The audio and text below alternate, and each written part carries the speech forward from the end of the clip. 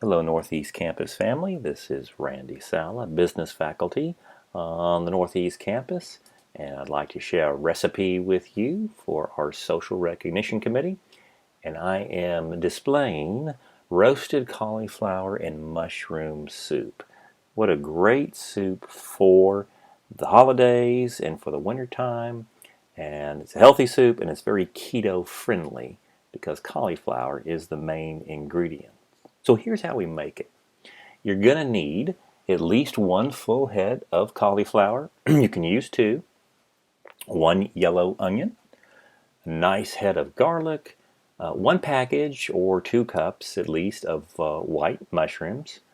If you like a little bit of spice here, you can choose, I choose to use the chopped green chilies that are mild, and at least 32 ounces of vegetable broth. That's a couple of cans, and actually I'm using a 48 ounce on this one because I'm going to use a couple of heads of cauliflower. It's very simple. Those are the ingredients. Now some spices, olive oil, at least a quarter cup of olive oil. We have salt and pepper and whatever your favorite spice seems to be. I'm using the Kirkland Organic No Salt Seasoning. I believe there's 21 different seasonings in there.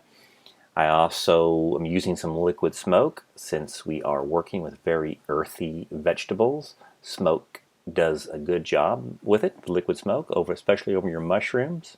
I also am a big fan of Worcestershire sauce, and those go great over the mushrooms too. And again, since it's an earthy dish, cumin, just a teaspoon or sprinkle all over. And so what we do, we're going to roast this. So we're going to use the oven, preheat that oven to 400 degrees. Get out your baking sheet and spray it down or rub it down with your olive oil. Cut the cauliflower into little florets. In fact, if you want the easiest way out, you can go to your favorite store and just buy 2 or 3 packs of the cauliflower florets, and you've already got them cut up. I use 2 heads of cauliflower on this because we want to save a few pieces for the end for garnish.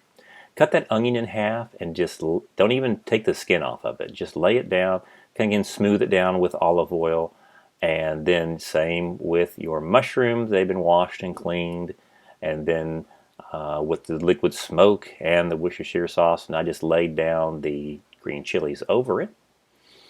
And what I've done here is peeled the garlic. I tend to crush it if you like to do that with olive oil inside, and then put it in aluminum foil. That way it really bakes and becomes nice and smooth.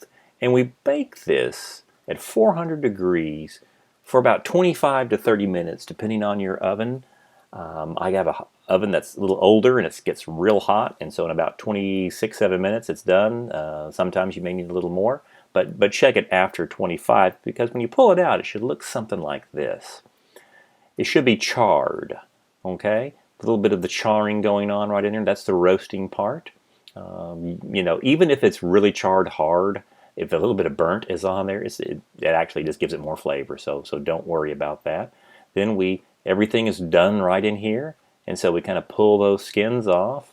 And the next step is a very high-speed blender. You need one of these. I probably forgot to tell you that, but at least preferably a Vitamix or even the Blendtec. Now, if you have a regular blender, you can do the same. It just does put a lot of wear on it. I'm a big fan of the Vitamix. This is the old 5200 series. I've had this for 10 years, and they are worth every penny because it just keeps on going.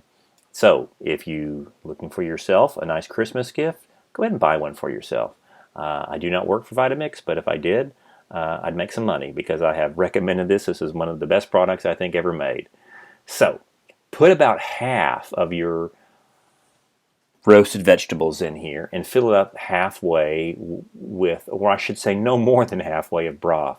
If you put a bunch of broth in here and you turn this on high, you just made a rocket and this will explode everywhere because it's hot and it's high speed.